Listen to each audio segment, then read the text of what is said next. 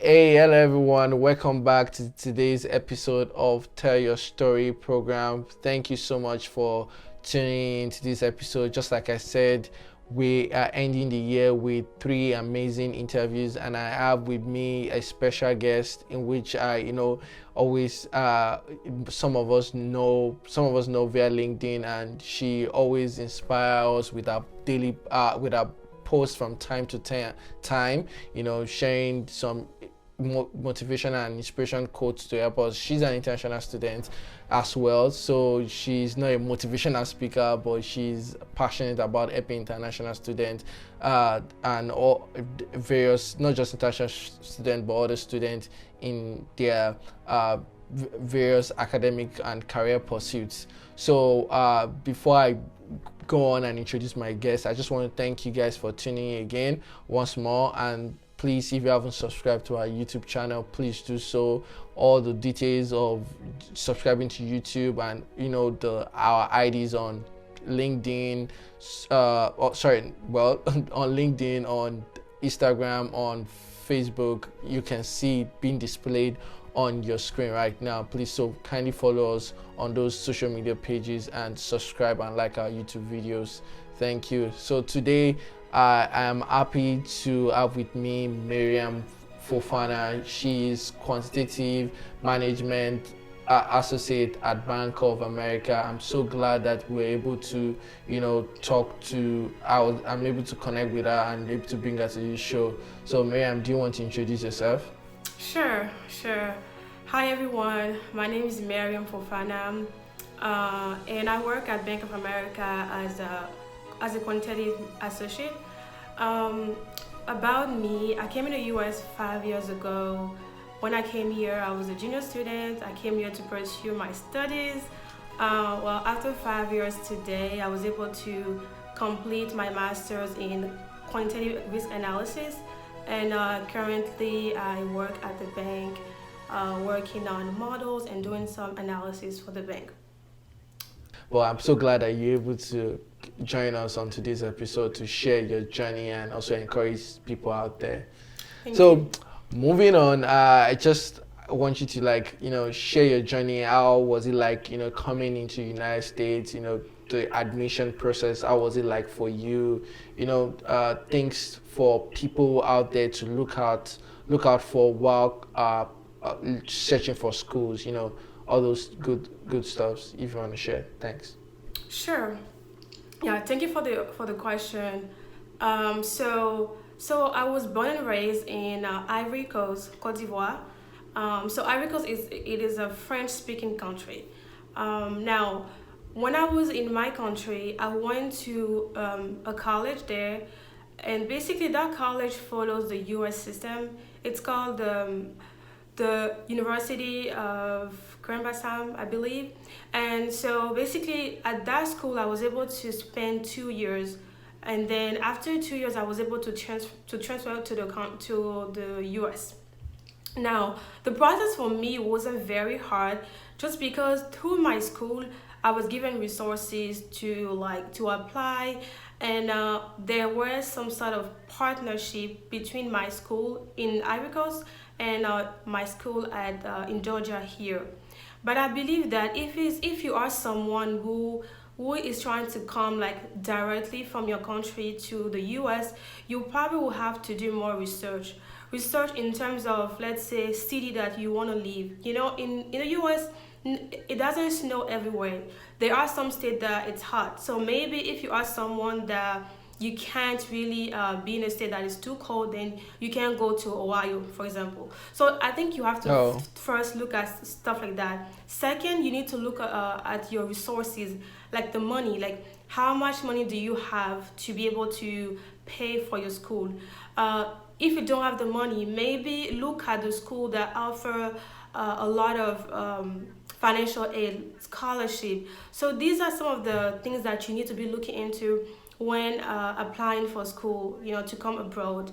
Now, in terms of the process, I think everyone has a different process, but my advice is that you need to start applying early, because when you apply early, it gives you more time to send all your document. It's because you do have to mail your document to the post.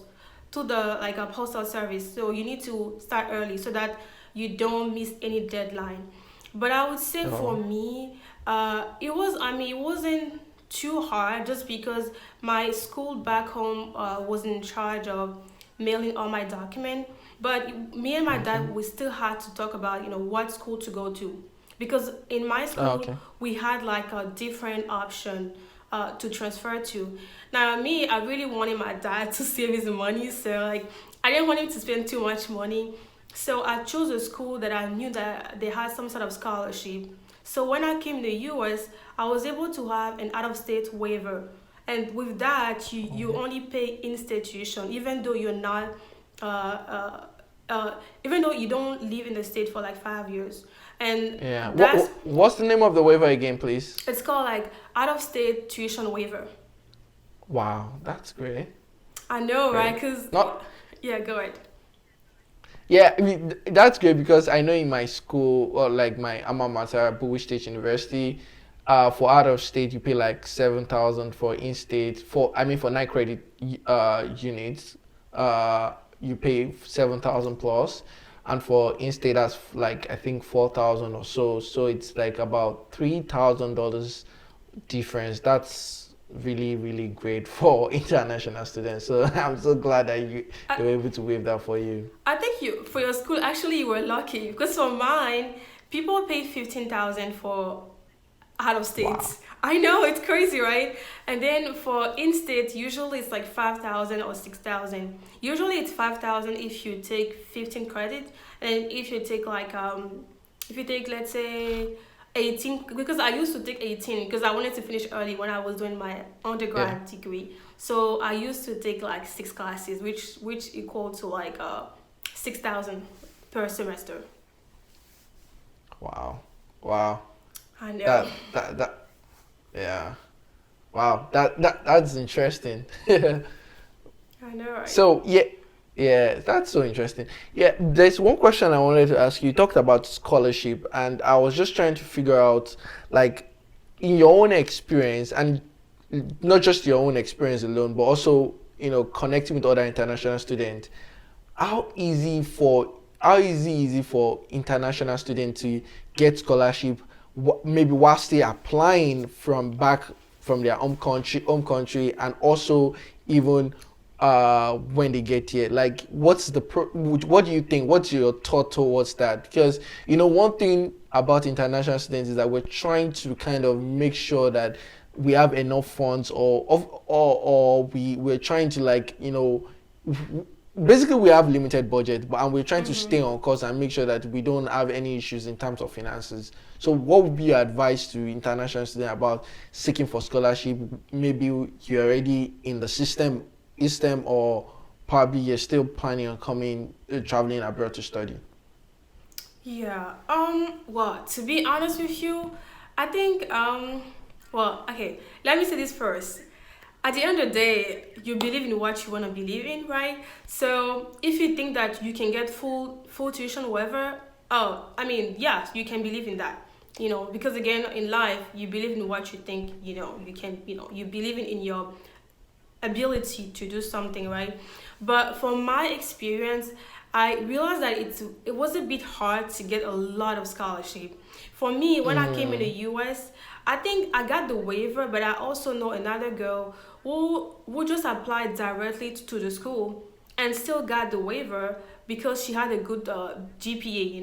So I would wow. say at the end of the day, you can still get like a tuition reduction based on your GPA.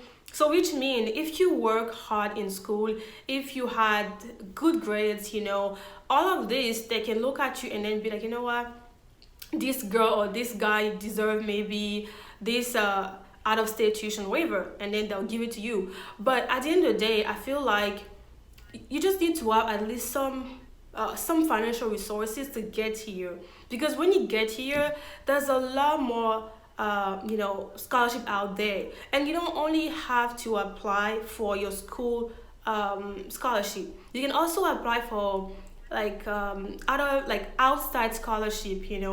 Sometimes Yeah. people just have to write like essays about some topics out there, and then they get free money. Also, you can also get scholarship through your department. And I know for my case, there were scholarship through my department that I received when I got here because I applied for it. And also I got some scholarship through my business school. So I would say when you get to the US, you just have to go to the scholarship office and honestly get a lot of papers about scholarship, and then you go Yeah. home and then you cross all of all of those that you don't qualify for. But I want to say that there are scholarships out there, but it will just take you a lot of time to apply to each of those. But it's possible. Hmm. I agree with you. I interviewed Ledo a couple of weeks ago or Mm-hmm. months rather, and she told me she was discussing how she got scholarship from did all these different companies, and she told me a lot of work she put in applying for these different scholarships from different organizations like Adobe and uh, different other companies out there. So I totally get your point. Like you coming here, you have to do your research. But the most important thing is get here first. Even if you don't get enough scholarship while applying, when you get here, there are opportunities. You just need to do a lot of more research and have all your documents ready to apply because they really scholarships are going to really relieve your financial difficulty. I could remember when I also came into the country too. That's one of the big challenges too I faced. But due to a lot of research that I did, I was Mm-hmm. able to overcome those financial challenges at least to some extent. So Mm-hmm. totally agree with you on that. So Also, oh, yeah, can I just say you one want to say thing? something? Oh, sorry. Okay. Ledo, she's amazing. Honestly, I don't know how she was able to get all this scholarship, but I could never. She has so many scholarship from big corporations, so she's Yeah. really great. Yeah, yes, she is. I'm planning on bringing her back again to also talk about, getting deeper into handling financial challenges while in school, talk more about it. But that will be in the maybe next year, 2021. Let's see how it goes. Mhm. Yeah. So moving on, I actually wanted to like one interesting thing is, and I always ask my guests this question, like, how were you able to settle down in the United States? Like any culture shock? How were you able to, the food, handle the food and different things like Okay. coming from Africa generally, things are totally different here in the Western world. So how were you able to handle that? Yeah, that's actually a good question. So for me, there are two sides to the story. I think it wasn't too hard for me because I knew some people who came before me, and like some, I had a friend here. So when I got here, she was able to show me different area. I also had some other friends who show me around the school, the library. Like there was one funny thing, I went to the subway my first time, and there was so many stuff that you can pick, and then so she was like tomatoes, this, and I was like, wait, what? What is that? I think that was funny, but I would say the biggest issue that I had was the how to understand American accent. Like for someone like me who come from a French speaking country, well, it was Yeah. hard. And I did take some classes in high school, even in college, since my courses in college were in English, right? But Wow, I yeah. think I was really shocked. I thought I understood English, but when I got here, people were speaking very fast. There were so many Yeah. times I had to ask them like, "Can you say it again, please? Can you?" And it was embarrassing. It's like, okay, Yeah. Yeah, I know, right? Oh my gosh. I know, So I but went, so go yeah. ahead. And so, but I think all of this gave me a reason to work harder. To learn how to Hmm. speak English, to learn how to pronounce the words the right way. And I remember I used to watch a lot of like movies, and then every time they say a word that I never knew how to pronounce before, I'll pause it and I will try to pronounce it for myself. Wow. And I think that even till today, there are still some word that I'm still learning how to pronounce right. And I feel like by doing that, I'm constantly improving my English. but I have to say that part was hard.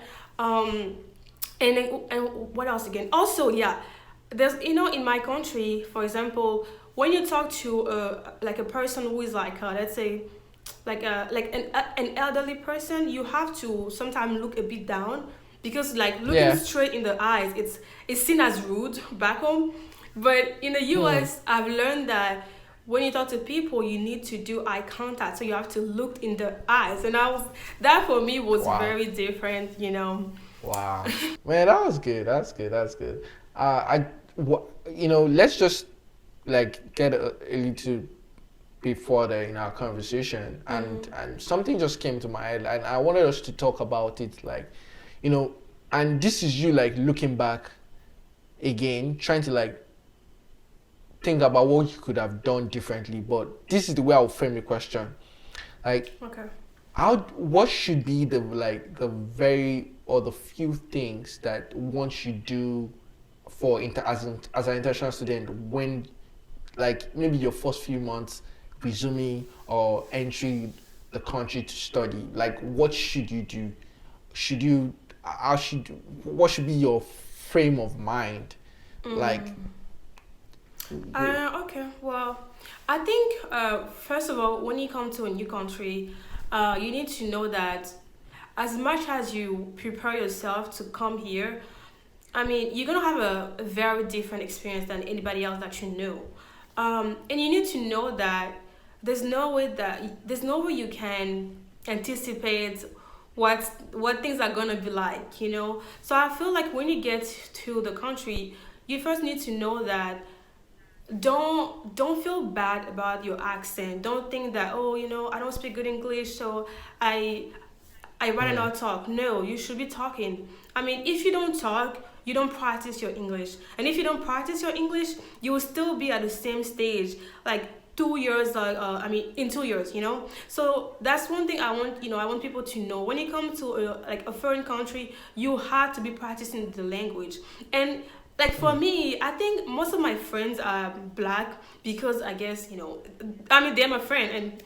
But even though I have black friends, I was still involved on campus. So I would say that's one thing that's very important. When you go to a new country, a new state, a new school, get involved. Join some sort of yeah. on-campus organization. That's going to help you talk to people.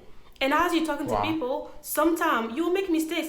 I mean, it's okay. Who does not make mistake? It's okay. Yeah. But after Mm, you make I those agree. mistake, they're gonna help you pronounce that word better. And next time you don't make that mistake again. And I feel like that's a good way for you to keep working on yourself. And I would say if you feel like you don't have friends, again, if you are involved on campus, you get to meet people. There are so many events that happen on campus. You get to meet people there. I would say just Yeah. prepare your mindset to know that you are now on your own. You're about to start your own journey. And like I say, you've done whatever you could do to prepare. So just work hard and be able to just like don't be too hard on yourself when you make mistakes. I know I said that, but I'm hard on myself. But I'm just saying, just Yeah. understand that you're allowed to make mistakes, and as long as you don't give up, you'll be okay. That's what I think. Yeah, I like that. I like that. That's so sweet. I like the part that you an organization because it's very very important. One of Mm-hmm. the things I did too was to quickly join an organization because I need to put myself out there. Right. So I really needed to put myself out there. I need to like make sure that people I'm getting noticed. I'm an international student, and just like I always say, Mm-hmm. you are not just black, you are an international student, so you are the minority of the minority.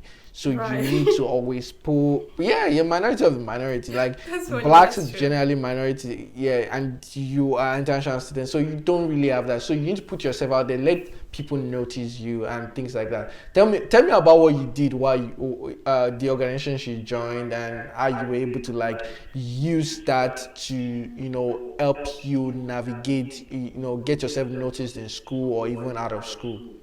Yeah, sure. No problem. So, okay, so there's one thing that you need to know about me. when I came in the US, I used to be very shy. By shy, I mean Wow. literally, as I was growing up, I think maybe I'm always trying to be the good kid, the kid that does things that the parents ask her to do.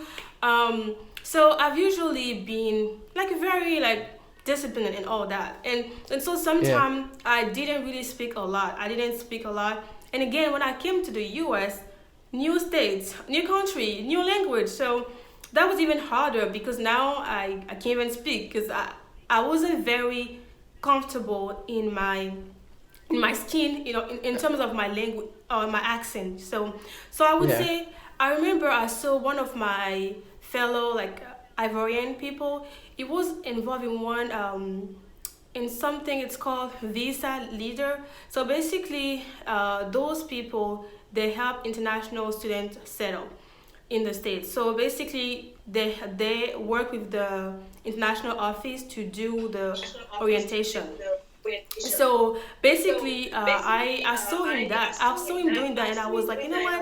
I think I want to do something like that. And I also knew that I used to suck at public speaking a lot, so I was like, that's gonna be a good way for me to be out there to force Yeah. myself to learn how to do public speaking. And so that was the first thing I've done. So I became one visa leader, and and that following fall, I was leading Wow. orientation. I was talking to new students. I took them on a Wow. tour of the school. So I would say that was for me the first door I guess I opened. And then Wow. after that, I knew that I wanted to work on my resume. And I look at my resume, I have nothing, that it was very empty, and I wanted to make it a bit full. So I was like, let me try to get more involved in other campus organization. And that's how I Mm. joined another one. So that was the SAA, but it was one big organization in the school that does a lot of events. So I applied to be on the board, and I got on the board there. I did some work, and then from there I Wow. joined other more. But I would say you just have to get started somewhere. I mean, Yeah. if you had asked me like 5 years ago that I would be at Bangkok, I would be like, really, like me? But well, today I'm BOF. So I would say you just have to start somewhere. Man, I like that. I like that. That's good. Yeah, moving on. I wanted to also like, you know, talk about, you talk about your resume, and I'm very sure that you did a couple of, I don't know whether you did internships while you're in school, but Mm-hmm. how easy was it to secure internships? What should be your first thinking when you come into when you start like your first semester? How early is it, or how early should you start preparing for seeking out for internships or even full-time opportunities? What are your thoughts around that? Okay. Yeah. Thank you for the question. Actually, I love talking about like internship and jobs. Uh, so, so I for know, right? me, so I came in the US. I was already a junior student. So I had like Hmm. 2 more years to get my degree. So and again, my English was not very good. But I knew that and again, also one more thing I forgot to say. So I came in the US in 2015, and I transferred to Georgia State University as a junior student, and Okay. and I had two majors at that time. So it took me 2 more years to get my bachelor degree, which was in 2017. Okay, thanks. So when I got here, first of all, I wasn't speaking good English, and second, I I only had done one internship back home, but that was in HR. I was doing finance and actual science, which is completely different, right? So the way I went, first of all, again, I'm sorry, I guess one more thing is that in my country, the way the system works is that you finish your degree and then you get a job. So I was very Yeah. surprised in the US to see that people are getting job while they're going to school. And Wow. when I learned that, then I was like, you know what, let me try to get myself an internship before I finish my undergrad so that I can have a shot Hmm. at getting a full-time job. Well, that wasn't very easy for me because, well, having an empty resume, well, there's not a lot I could show to the future employers. So what I've done was like, let me try to maybe get a job on campus job. So I was looking at those jobs where you get to sit somewhere in a school and you can still do your homework. So I wanted this Oh, job to put on my resume. However, it didn't work. It didn't work out like this because my oh, job. sorry. I know, but my job. I got a job at the cafeteria, and I was working, in the kitchen. I was helping people, cut fruits. I was like helping with the cooking. I also Yeah. was sometime I worked in the cafeteria too while I was in school. Anyways, I worked in the school cafeteria as well. Oh, okay. Oh, nice. So yeah, so actually, I've done that job, and I feel like although it was not linked to my major, but it taught me a lot. It taught me to be Hmm. humble. It taught me, like work I like ethics. that. So I would say that's where I started, and from there, I was applying to internship. But since I didn't know people, I would go to my school events, like career events, to meet with people, and also Hmm. in my own organization sometimes there will be some guests, so I'll go and attend those events. And I think, I mean, sorry to tell you that, but I didn't get an internship before I finished my undergrad. Yeah. So I went from rejection to rejection to rejection. Wow. And Wow. then even one internship I thought I would get, that was unpaid. I thought I would get that before I finished my undergrad. I didn't. But I guess lucky for me, few weeks after my graduation, they called me to offer me that unpaid internship. And from there Wow. I started. So I want to pause here to say that when you are starting your career, of course we want the money. Of course we want the big company. And again, I always encourage people to apply for any company they want to apply. Yes, don't think that Hmm. you're not good enough for them. Just apply. However, Hmm. just know that sometimes you may have to start at the like you may have to start with an unpaid internship, but Hmm. keep in Yeah. mind that that's gonna help you build your resume, because since it's Yeah. unpaid, usually you can ask them whatever you want to do. And so having Hmm. more experience, that's gonna help you get the next position. Because in my I case, like that. by being at that company, I remember my first month we just did survey, like literally we went to people places to ask them questions. But the Hmm. second month I was doing some accounting stuff and analysis. And after I left that job, I applied for my next job, which was at Porsche. And I was able to tell them what I've done there in terms of analysis and all that. And they liked it. And I want to say that I got the job because I had this experience. And also because Hmm. Porsche, for some reason, they also work with my other company, because it's Okay. a non-profit, all of that. And so they also send them money sometime. But I would say, Wow. because I went to that internship, that led me to my next opportunity. So, Wow. but That's again, it great. was not full time. It was just an internship that I've done. But I would say I've learned a lot. It also helped me decide what I should do next after Hmm. I finished, and that's how I went back to school.